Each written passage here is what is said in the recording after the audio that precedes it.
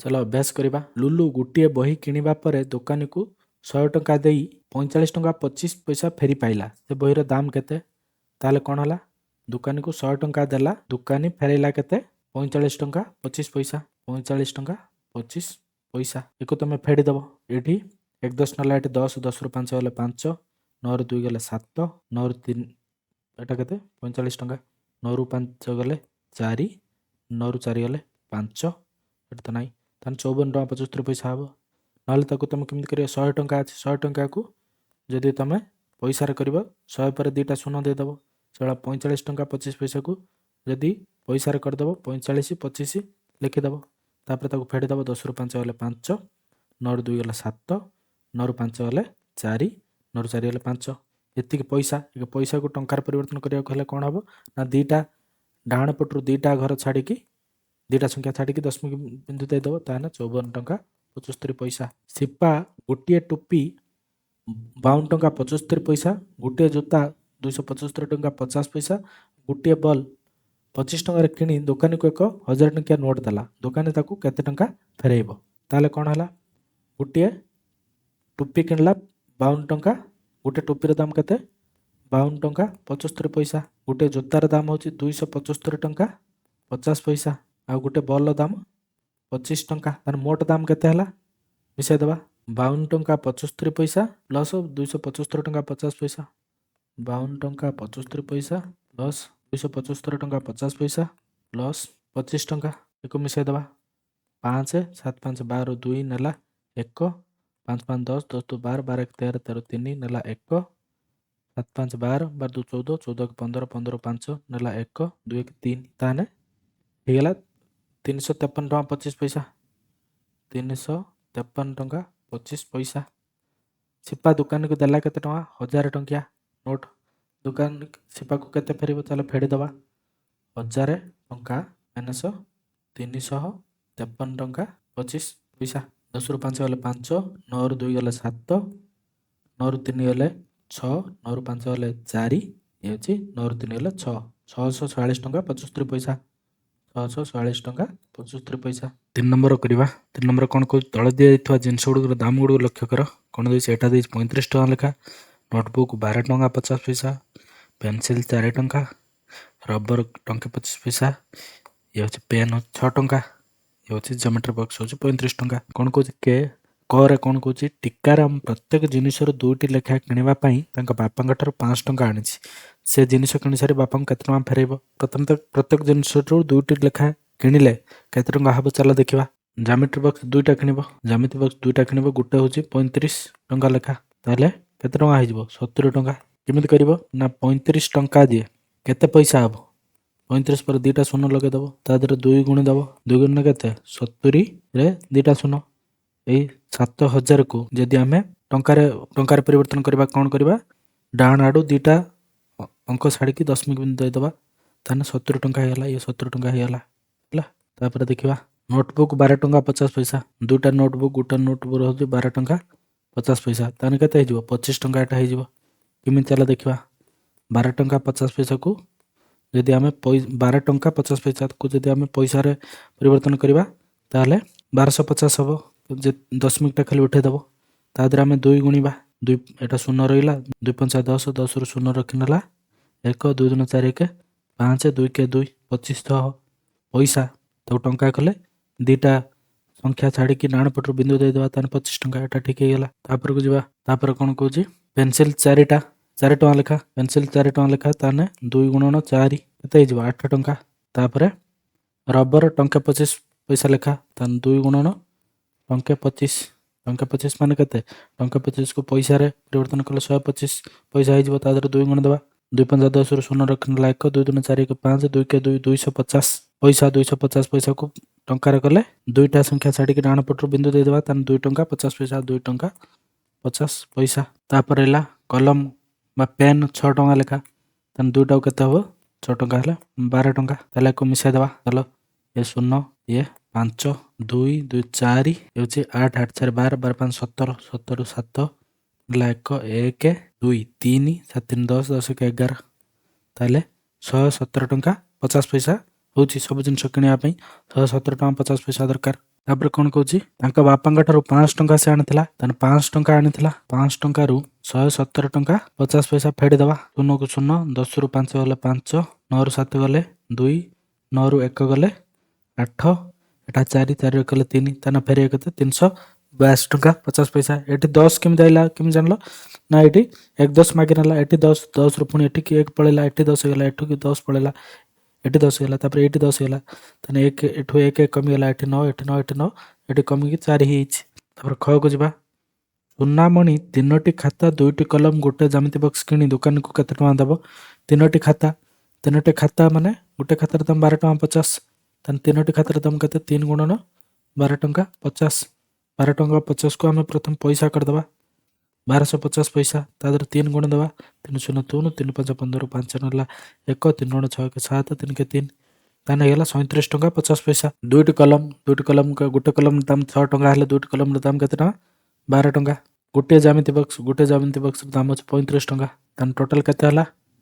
ଏ 37 ଟଙ୍କା 50 ପଇସା ତା ଦେହରେ ମିଶାଇ ଦେବା 0 5 7 5 12, 12 2 14, 14ରୁ 4 ନେଲା 1, 3 3 6, 6 1 7, 7 1 8, 84 ଟଙ୍କା 50 ପଇସା। 84 ଟଙ୍କା 50 ପଇସା ଦେବ ଦୋକାନୀକୁ। 4 ନମ୍ବର କରିବା। 595 ଟଙ୍କା ପୁରସ୍କାର ରାଶିକୁ ସମାନ ଭାବରେ 5 ଜଣଙ୍କ ମଧ୍ୟରେ ବାଣ୍ଟିଲେ ପ୍ରତ୍ୟେକ ବ୍ୟକ୍ତି କେତେ ଲେଖା ପାଇବେ? ତାହେଲେ କରିବା 595 ଟଙ୍କା ଅଛି, ତାକୁ 5 ଜଣଙ୍କ ଭିତରେ ବାଣ୍ଟିବାର ଅଛି, ମାନେ 5ରେ ହରିଦେବା। ଏବେ ପ୍ରଥମେ କ'ଣ କରିବା? ଏଇଟା କରିଦେବା 5 5, 45, 5 9 45, ତାହେଲେ 119 ଟଙ୍କା ଲେଖା ପଡ଼ିଲା। ନହେଲେ ଏମିତି ହରିଲେ କେମିତି ହରିବ? 595ରେ ଏଇଠି 5 ହରିବ, 5 5 ଫେଡ଼ିଦେବ 0 9, ପୁଣି 5 5 4, ଏ ହେଲା 45, 5 9 45, ତାପରେ ଦଶମିକ ଦେଇଦେଲେ, ତାପରେ 0 0 0, 119 ଟଙ୍କା ଲେଖା 119 ଟଙ୍କା ଲେଖା ପଡ଼ିବ। 5 ନମ୍ବର। ଗୋଟିଏ ଘର କାମରେ ଦିନେ ଘର ମାଲିକ 9 ଜଣ ଶ୍ରମିକ ବାବଦରେ 869 ଟଙ୍କା 50 ଟଙ୍କା ଖର୍ଚ୍ଚ କରିଥିଲା। ତେବେ ଜଣେ ଶ୍ରମିକ ବାବଦରେ କେତେ ଖର୍ଚ୍ଚ ହେଲା? 9 ଜଣ ଶ୍ରମିକକୁ କେତେ ଟଙ୍କା ଖର୍ଚ୍ଚ ହେଲା? 869 ଟଙ୍କା 50 ପଇସା। 9 ଜଣ ଶ୍ରମିକକୁ 869 ଟଙ୍କା 50 ପଇସା ଖର୍ଚ୍ଚ ହେଲା। ଏକୁ ପ୍ରଥମେ ଆମେ 869 ଟଙ୍କା 50 ପଇସାକୁ ପଇସାରେ ଯଦି ପରିବର୍ତ୍ତନ କରିବା କ'ଣ ହେବ? 869 5 0 ଏତିକି କରିଦେବା, ତାପରେ ହରଣ 9 କରିବା। ଏବେ ହରିଦେବା ଏକୁ, କେତେ ଟଙ୍କା ହେବ? ନା ପ୍ରଥମେ ଇଏ ଏକଙ୍କ ବିଶିଷ୍ଟ ସଂଖ୍ୟା, ଇଏ ବି ଏକଙ୍କ ବିଶିଷ୍ଟ ସଂଖ୍ୟା, କିନ୍ତୁ ଇଏ ସାନ, ସେଥିପାଇଁ ଏଠି 0 ଦେବା, ଏଟା 0 ଦେବା 8, ତାପରେ 85, ତାପରେ 9 କେ ପଣିକାରେ 9 9 81, ଏଟା ଦେବା 4 49, 9 କେ ପଣିକାରେ 9 4 36, 9 5 45, 45 ଫେଡ଼ି ଦେବା, ଏଠୁ ରହିଲା 4, ତାପରେ 45, 9 5 45, ତାପରେ 0, ଏତିକି 9 5 5 0 ପଇସା। ତାକୁ ଟଙ୍କାରେ ପରିବର୍ତ୍ତନ କରିବାକୁ ହେଲେ ଦୁଇଟା ସଂଖ୍ୟା ଛାଡ଼ିକି ବିନ୍ଦୁ ଦେଇଦେବା, ଦଶମିକ ଦେଇଦେବା, ତାହେଲେ 95 ଟଙ୍କା 50 ପଇସା। 95 ଟଙ୍କା 50 ପଇସା ଜଣକା ପଡ଼ିଲା। ତଳେ ଦିଆଯାଇଥିବା ଚିଠା ଗୁଡ଼ିକ ଦେଖି କେଉଁଠି ଭୁଲ ଅଛି ଗୋଲ ବୁଲାଅ ଓ ଠିକ୍ କରି ନୂଆ ଚିଠା ତିଆରି କର। କ'ଣ କହୁଛି? ଚାଉଳ 2 କିଲୋଗ୍ରାମ କେଜିକୁ 14 ଟଙ୍କା ଲେଖା, ତାହେଲେ 2 କେଜି କେତେ ହେଇଯିବ? ଏଇଠି ଭୁଲ ଅଛି, କେତେ ହେଇଯିବ? 2 କେଜିକୁ 28 ଟଙ୍କା ହେଇଯିବ।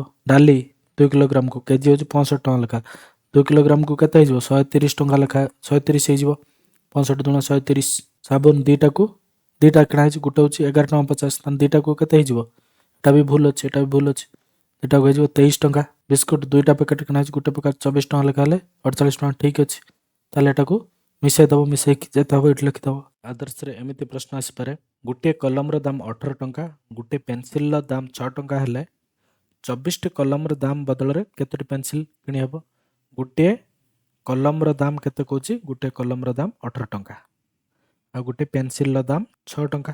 ସେ କହୁଛି 24ଟି କଲମର ଦାମରେ, ତାମାନେ 24ଟି କଲମ, ଗୋଟିଏ କଲମର ଦାମ ଯଦି 18 ଟଙ୍କା ହେଲା, 24ଟି କଲମର ଦାମ କେତେ ହେବ? 18 ଗୁଣନ 24 ଯେତେ ହେଲା, ଏ ଯେତିକି ବାହାରିବ, ମନେକର x, ଏଇ ଯେଉଁ x ଟଙ୍କାରେ କେତୋଟି ପେନସିଲ କିଣି ହେବ? ଯେତେବେଳେ ଗୋଟେ ପେନସିଲ ହେଉଛି 6 ଟଙ୍କା, ଯଦି ଗୋଟେ ପେନସିଲ 6 ଟଙ୍କା, x ଟଙ୍କାରେ କେତୋଟି ପେନସିଲ କିଣି ହେବ? ନା x ହରଣ 6 କରିଦେବା। ଚାଲ ଏଇଟା କରିବା। ଗୋଟେ କଲମର ଦାମ ହେଉଛି କେତେ ଟଙ୍କା? 18 ଟଙ୍କା। 18 ଟଙ୍କା, ତାହେଲେ 24ଟି କଲମର ଦାମ କାଟିଦେବା।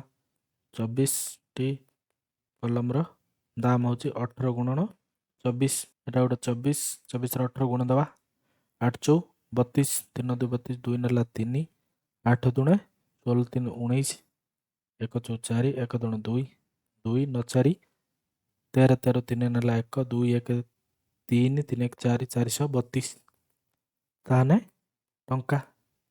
ତାହେଲେ 24ଟି କଲମ କିଣିବା ପାଇଁ କେତେ ଟଙ୍କା ଦରକାର? 432 ଟଙ୍କା ଦରକାର। ଗୋଟେ ପେନସିଲର ଦାମ କେତେ? ଗୋଟେ ପେନସିଲର ଦାମ ହେଉଛି 6 ଟଙ୍କା।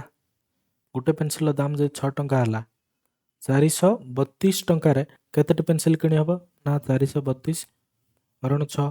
ତାହେଲେ ଏଟାକୁ ହରଣ କରିଦେବା। 432 ହରଣ 6। এটা একଙ୍କ ବିଶିଷ୍ଟ ସଂଖ୍ୟା। ଆମେ ତାହେଲେ ଏଠି एकଙ୍କ ବିଶିଷ୍ଟ ସଂଖ୍ୟା ଦେଖିବା। 4ଟା ହେଉଛି 6ଟାରୁ ସାନ, ତାହେଲେ ଏଠି 0 ଦେବା, ମାଇନସ୍ 0 କରିଦେବା। 4 4 ଓହ୍ଲେଇଲା 43, 3 ଓହ୍ଲେଇଲା ଏଠି 43, 6 7 42, 1 ଓହ୍ଲେଇଲା ଏଠି, ଇଏ 2 ମାଇନସ୍ କରିଦେଲେ, 6 ଦୁଣେ 12। ତାହେଲେ କେତେ ହେଲା ଭାଗଫଳ? 72। ତାହେଲେ ଆମେ 432 ଟଙ୍କାରେ 72ଟି ପେନସିଲ କିଣିପାରିବା।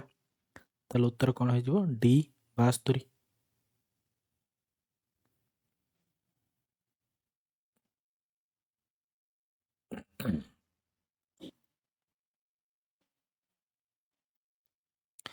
ଆଦର୍ଶରେ ଏମିତି ବି ପ୍ରଶ୍ନ ଆସିବ, ଗୋଟିଏ ଘରର କାମରେ ଦିନେ ଘର ମାଲିକ 9 ଜଣ ଶ୍ରମିକ ବାବଦରେ 869 ଟଙ୍କା 50 ପଇସା ଖର୍ଚ୍ଚ କରିଥିଲେ। ତେବେ ଜଣେ ଶ୍ରମିକ ବାବଦରେ କେତେ ପଇସା ଖର୍ଚ୍ଚ ହୋଇଥିଲା? ଗୋଟିଏ ଘର କାମରେ ଗୋଟେ ଦିନ ଘର ମାଲିକ 9 ଜଣ ଶ୍ରମିକ ପାଇଁ 838 ଟଙ୍କା, 9 ଜଣ ଶ୍ରମିକ ପାଇଁ 869 ଟଙ୍କା 50 ପଇସା ଖର୍ଚ୍ଚ କରିଛନ୍ତି। ତାହେଲେ ଜଣକ ପାଇଁ 9 ଜଣଙ୍କ ପାଇଁ ଏତିକି, ତାହେଲେ ଜଣକ ପାଇଁ କେତେ? ତାହେଲେ କ'ଣ ହେବ? 9 ୟା ଦ୍ୱାରା ହରି ହେଇଯିବ। ଅଧିକ ଦେଇକି କମ ପଚାରିଛି ମାନେ ହରଣ ହେବ। ମନେ ରଖିଥିବ ସେଟା, ଅଧିକ ଦେଇକି କମ ପଚାରିଥିବ ମାନେ ହରଣ ହେବ, କମ ଦେଇକି ଅଧିକ ପଚାରିଥିବ ମାନେ ଗୁଣନ ହେବ। ତାହେଲେ ଆମେ 869 ଟଙ୍କା 50 ପଇସାରେ 9 ହରିବା। ଚାଲ କରିବା। 869 ଟଙ୍କା 50 ପଇସାରେ 9 ହରିବା। ହରିବା ପାଇଁ ହେଲେ ଆମକୁ କ'ଣ କରିବା ପାଇଁ ପଡ଼ିବ? ମୁଁ ସବୁବେଳେ ଏଇ ଫର୍ମୁଲାଟା ସୂତ୍ରଟା ବ୍ୟବହାର କରେ। ପ୍ରଥମେ ଏଇ ଯେଉଁ 869 ଟଙ୍କା 50 ପଇସା ଅଛି, ତାକୁ ଏ ଟଙ୍କାରେ ଅଛି, ତାକୁ ପଇସାରେ ପରିଣତ କରିଦେବ। ପଇସା ପରିଣତ କରିବ ମାନେ କ'ଣ? ଏଇ ଯେଉଁ ଦଶମିକ ପରେ ଦୁଇଟା ବିନ୍ଦୁ, ଦୁଇଟା ସଂଖ୍ୟା ଅଛି, ତାକୁ ୟା ସହିତ ମିଶେଇକି ଲେଖିଦେବ। ଦଶମିକଟାକୁ ଉଠେଇଦେବ, ତାହେଲେ ଇଏ ହେଇଯିବ 8 5 9 5 8 5 9 5 0। ଆମେ ଜାଣିଛନ୍ତି 1 ଟଙ୍କାଟା ହେଉଛି 100 ପଇସା। ତାହେଲେ ୟା ଦ୍ୱାରା ଆମେ 100 ଗୁଣିବା। 100 ଗୁଣିବା ମାନେ କ'ଣ? ଏଇ ଦଶମିକଟା ହଟିଯିବ। ତାହେଲେ 8 5 9 5 0। 8 5 9 5 0ରେ ଆମେ 9 ହରିଦେବା। ହେଲେ ପ୍ରତ୍ୟେକ ଶ୍ରମିକଙ୍କୁ କେତେ ଟଙ୍କା ମିଳିଲା ଜଣାପଡ଼ିଯିବ। ଚାଲ ହରିବା ଆରମ୍ଭ କରିବା। 9 ଏକଙ୍କ ବିଶିଷ୍ଟ ସଂଖ୍ୟା, ଇଏ ବି ଏକଙ୍କ ବିଶିଷ୍ଟ ସଂଖ୍ୟା, କିନ୍ତୁ ଇଏ ସାନ, ସେଥିପାଇଁ ଏଠି 0 ଦେବା, ଏଠି 0 ଫେଡ଼ିଦେବା। 8 ଏଠି ଓହ୍ଲେଇଲା, ତାପରେ ଇଏ 5, 9 ପଣିକାରେ 9 9 81 ଫେଡ଼ିଦେବା, ହେଲା 4 49, ତାପରେ 9 5 45 ଫେଡ଼ିଦେଲେ, 9ରୁ 5 ଗଲେ 4, 5 ଓହ୍ଲେଇଲା, 9 5 45, 0, ଇଏ ରହିଲା ଏଠି 0 0। ତାହେଲେ କେତେ ପଇସା ହେଇଗଲା? 9550। ଏତିକି ପଇସା। ଏତିକି ପଇସାକୁ ଟଙ୍କାରେ ପରିବର୍ତ୍ତନ କରିବାକୁ ହେଲେ କ'ଣ ହେବ? ତ ଆମେ 100 ହରିଦେବା। 100 ହରିବା ମାନେ କ'ଣ? ଡାହାଣ ପଟରୁ ଦୁଇଟା ସଂଖ୍ୟା ଛାଡ଼ିକି ଦଶମିକ ଦେଇଦେବ। ୟା ପୂର୍ବ ସଂଖ୍ୟାଟା ହେଇଯିବ ଟଙ୍କା, ୟା ଦଶମିକ ପର ସଂଖ୍ୟାଟା ହେଇଯିବ ପଇସା। ତାହେଲେ କେତେ ହେଲା? 95 ଟଙ୍କା 50 ପଇସା। 95 ଟଙ୍କା 50 ପଇସା, ବା ତାକୁ ଆମେ ଲେଖିପାରିବା 95.50 ଟଙ୍କା। ଏଇଠି ଲେଖା ହେଇଛି 95 ଟଙ୍କା 50 ପଇସା। ଏତିକି ହେବ, ସି ହେଇଯିବ ଉତ୍ତର। ଅଙ୍କିତା 74 ଟଙ୍କାରେ ହଳେ ଜୋତା କିଣି ଦୋକାନୀକୁ 100 ଟଙ୍କିଆ ନୋଟଟିଏ ଦେଲା। ଦୋକାନୀ ତାକୁ କେତେ ଟଙ୍କା ଫେରାଇବ? ଏଇଟା ସହଜ ପ୍ରଶ୍ନ। 74 ଟଙ୍କାରେ କିଣିଲା, 100 ଟଙ୍କା ଦେଲା, 100 ଟଙ୍କା ମାଇନସ୍ 74 କରିଦେବା। ଏଠି 0ରୁ 4 ଯାଇପାରିବେନି, 1 10 ମାଗିଲା, ଇଏ ବି 0, ସେଥିପାଇଁ ଏଇଠୁ 1 10 ନେଲା, ଇଏ ହେଲା 10, 10ରୁ ଏଠି 1 ପଳେଇଲା, ଏଠି ହେଲା 9, ଏଠି ହେଲା 10, 10ରୁ 4 ଗଲେ 6, 9ରୁ 7 ଗଲେ 2, ତାହେଲେ ଆଉ 26 ଟଙ୍କା ଫେରାଇବ। 26 ଟଙ୍କା ଫେରାଇବ, ବି ହେଇଯିବ ଉତ୍ତର। ବୃତ୍ତି ପରୀକ୍ଷାରେ ଏମିତି ପ୍ରଶ୍ନ ଆସିପାରେ, 3985 ପଇସା କେତେ ଟଙ୍କା ହେବ? ପଇସା ଆମେ ଜାଣିଛନ୍ତି 1 ଟଙ୍କା ହେଉଛି 100 ପଇସା। ତାହେଲେ ଏତିକି ଟଙ୍କାଟା, ଏତିକି ପଇସାଟା କେତେ ଟଙ୍କା ହେବ? ନା ତା ଦ୍ୱାରା ଆମେ 100 ହରିଦେବା। 3985ରେ 100 ହରିଦେବା। ତା ମାନେ କ'ଣ? 100 ହରିବା ମାନେ କ'ଣ? ଡାହାଣ ପଟରୁ ଦୁଇଟା ସଂଖ୍ୟା ଛାଡ଼ି ଦଶମିକ ବିନ୍ଦୁ ଦେଇଦେବ। ଇଏ ହେଇଯିବ 39 ଟଙ୍କା 85 ପଇସା। 39 ଟଙ୍କା 85 ପଇସା, ଏଇଟା ହେଇଯିବ ଉତ୍ତର। ଯେତେବେଳେ ବି ତୁମକୁ ପଇସାକୁ ଟଙ୍କାରେ ପରିବର୍ତ୍ତନ କରିବାର ଥିବ, ତୁମେ କ'ଣ କରିବ? ଯେଉଁ ସଂଖ୍ୟାଟି ବି ଦେଇଥାକୁ ବାମ ପଟରୁ ଦୁଇଟା ସଂଖ୍ୟା ଛାଡ଼ିକି 0 ଦେଇଦେବ। ମୁଁ କହିବି ଧର ତୁମକୁ 1000 ପଇସା ଅଛି, କେତେ ଟଙ୍କା ହେବ? ତାହେଲେ ଡାହାଣ ପଟରୁ ଦୁଇଟା ସଂଖ୍ୟା ଛାଡ଼ି ଦଶମିକ 0 ଦେଇଦେବ। ଏଇଠି ଦେଇଦେଲ, ତାହେଲେ ଇଏ ଦଶମିକର ବାଁ ପଟକୁ ଯେଉଁଟା ରହିଲା ସେ ଟଙ୍କା, ଦଶମିକର ଡାହାଣ ପଟକୁ ରହିଲା ସେ ପଇସା, ତା ମାନେ 10 ଟଙ୍କା 0 ପଇସା ହେଲା। ମୁଁ ଯଦି କହିବି 55 55 5555 ପଇସା ଅଛି, କେତେ ଟଙ୍କା ହେବ? ଡାହାଣ ପଟରୁ ଦୁଇଟା ଘର ଛାଡ଼ି ଦଶମିକ ବିନ୍ଦୁ ଦେଇଦେଲ, ଦଶମିକ ବିନ୍ଦୁର ବାଁ ପଟରେ ଯେତିକି ଟଙ୍କା ତାହେଲେ କେତେ ହେଲା? 55 ଟଙ୍କା 55 ପଇସା। ଏଇଭଳିଆ ହେବ। ବୃତ୍ତି ପରୀକ୍ଷାରେ ଏମିତି ବି ଆସିପାରେ 222 ଟଙ୍କା 50 ପଇସାକୁ ପଇସାରେ ପ୍ରକାଶ କଲେ କେମିତି ହେବ? 222 ଟଙ୍କା ଆଉ 50 ପଇସା, ହଁ କି ନା? 222 ଟଙ୍କାକୁ ଯଦି ପ୍ରଥମେ 222 ଟଙ୍କାକୁ ତମେ ପଇସାରେ ପରିଣତ କରିବ, କେମିତି ହେବ ପରିବର୍ତ୍ତନ କରିବ? ଯଦି 222 ଗୋଟେ ଟଙ୍କା ହେଉଛି 100 ପଇସା, ତାହେଲେ 100, ତାହେଲେ 222ର ଦୁଇଟା ଶୂନ ମିଶାଇ ଦେବ, ଆଉ ତା ସହିତ 50 ପଇସା ଯେଉଁ ଅଛି ତାକୁ ଯୋଡ଼ିଦେବ। 0କୁ 0, 5କୁ 5, ତା ପୂର୍ବରୁ 3ଟା 2, 5 0, 3ଟା 2 5 0, କୁଆଡ଼େ ଗଲା? 3ଟା 2 5 0, 3ଟା 2 5 0, ଏଇଟା। ନହେଲେ ସିଧା ମନେ ରଖିଥିବ, ଯଦି 222 ଟଙ୍କା 50 ପଇସା ଏଇଭଳିଆ ତୁମେ ଲେଖିଲ ପ୍ରଥମେ, ତାପରେ ୟାକୁ ଯଦି ତୁମକୁ ପଇସାକୁ ପରିବର୍ତ୍ତନ କରିବାର ଅଛି ଦଶମିକ ବିନ୍ଦୁଟା ଉଠାଇଦେବ, 3ଟା 2 5 0 ପାଖରେ ପାଖରେ ଲେଖିଦେବ, ହେଇଗଲା ସେତିକି। ଏଇଟା ହେଇଯିବ ଉତ୍ତର। ତ ପରୀକ୍ଷାରେ ଏମିତି ପ୍ରଶ୍ନ ଆସିପାରେ, ଜଣେ ମୂଲିଆ ଦିନକୁ 145 ଟଙ୍କା ନେଲେ 2 ଜଣ ମୂଲିଆ 2 ଦିନରେ କେତେ ଟଙ୍କା ନେବେ? ଜଣେ ମୂଲିଆ ଦିନକୁ 145 ଟଙ୍କା ନେଉଛି, ତାହେଲେ 2 ଜଣ ମୂଲିଆ ଦିନକୁ କେତେ ନେବେ? 145 ଗୁଣନ 2, 2 5 10ରୁ 0 ନିକଳିଲା 1, 2 4 8, 1 9, 2 କେ 2 290 ଟଙ୍କା ଦିନକୁ, 290 ଟଙ୍କା ଦିନକୁ ନେବେ, 2 ଦିନକୁ କେତେ ନେବେ? 290 ପ୍ଲସ୍ 290, 0କୁ 0, 9 9 8ରୁ 8 ନେଲା 1, 2 2 4 1 5, 580 ଟଙ୍କା ନେବେ, 580 ଟଙ୍କା। ଏଇଟା ହେଇଯିବ ଉତ୍ତର। 92ରେ ଏମିତି ପ୍ରଶ୍ନ ଆସେ, 49 ଟଙ୍କା 5 ପଇସାରୁ 27 ଟଙ୍କା 15 ପଇସା ଖର୍ଚ୍ଚ ହେଲେ ଆଉ କେତେ ରହିବ? ଚାଲ ଏଇଟା କରିବା। 49 ଟଙ୍କା 5 ପଇସା, ତା ଦେହରୁ ଖର୍ଚ୍ଚ ହେବ କେତେ? 27 ଟଙ୍କା 15 ପଇସା। 49 ଟଙ୍କା 5 ପଇସା, 49 ଟଙ୍କା 5 ପଇସାରୁ ଫେଡ଼ିଦେବା 23 ଟଙ୍କା 15 ପଇସା, 15 ପଇସା। ଏକୁ କେମିତି ଫେଡ଼ିବ? 49 ଟଙ୍କା 5 ପଇସାକୁ ତମେ ପଇସାରେ କଲେ କ'ଣ ହେବ ନା 49 0 5, ମୁଁ କହିଥିଲି ସବୁବେଳେ ଦଶମିକ ବିନ୍ଦୁଟାକୁ ହଟାଇ ଦେବ, ସେଭଳିଆ 27 ଟଙ୍କା 15 ପଇସାକୁ ପଇସାରେ ପରିବର୍ତ୍ତନ କଲେ କେତେ ହେବ? 27 15, 0 ହଟାଇ ଦେବ, ତାପରେ ଏକୁ ଫେଡ଼ିଦିଅ, 5ରୁ 5 ଗଲେ 0, 0ରୁ 1 ଯାଇପାରିନି, 1 10 ନେଲା 10, 10ରୁ 1 ଗଲେ 9, ଏଠୁ 8, 8ରୁ 7 ଗଲେ 1, ଏଇଟା 4ରୁ 2 ଗଲେ 2, ଏତିକି ପଇସା 2190 ପଇସା ତାକୁ ଟଙ୍କାରେ ପରିବର୍ତ୍ତନ ହେଲେ ଡାହାଣ ପଟରୁ ଛାଡ଼ିକି ଗୋଟେ ଦୁଇଟା ସଂଖ୍ୟା ଛାଡ଼ିକି ଦଶମିକ ଦେଇଦେବ, ତାହେଲେ 21 ଟଙ୍କା 90 ପଇସା ହେଇଯିବ। ଇଏ 21 ଟଙ୍କା 90 ପଇସା, ଏଇଟା ହେଇଯିବ ଉତ୍ତର। 92ରେ ଏମିତି ବି ପ୍ରଶ୍ନ ଆସେ, ଏକା ଦାମର 9ଟି ଖେଳନା କିଣି ତାକୁ 1000 ଟଙ୍କିଆ ନୋଟ୍ ଦେବାରୁ ଦୋକାନୀ 280 ଟଙ୍କା ଫେରାଇଲା, ତେବେ ଗୋଟେ ଖେଳନାର ଦାମ କେତେ? ଭଲ କ୍ୱେଶ୍ଚନଟା। ଏକା ଦାମର 9ଟି ଖେଳନା କିଣି ଦୋକାନୀକୁ 1000 ଟଙ୍କା ଦେଲେ, ଦୋକାନୀ 280 ଟଙ୍କା ଫେରାଇଲା, ତାହେଲେ ଦୋକାନୀ ନେଲା କେତେ ଟଙ୍କା? ଦୋକାନୀକୁ ଆମେ 1000 ଟଙ୍କା ଦେଲେ, ଦୋକାନୀ 280 ଟଙ୍କା ଫେରାଇଲା, ତାହେଲେ ଦୋକାନୀ ନେଲା କେତେ? ଫେଡ଼ିଦେବା ଚାଲ।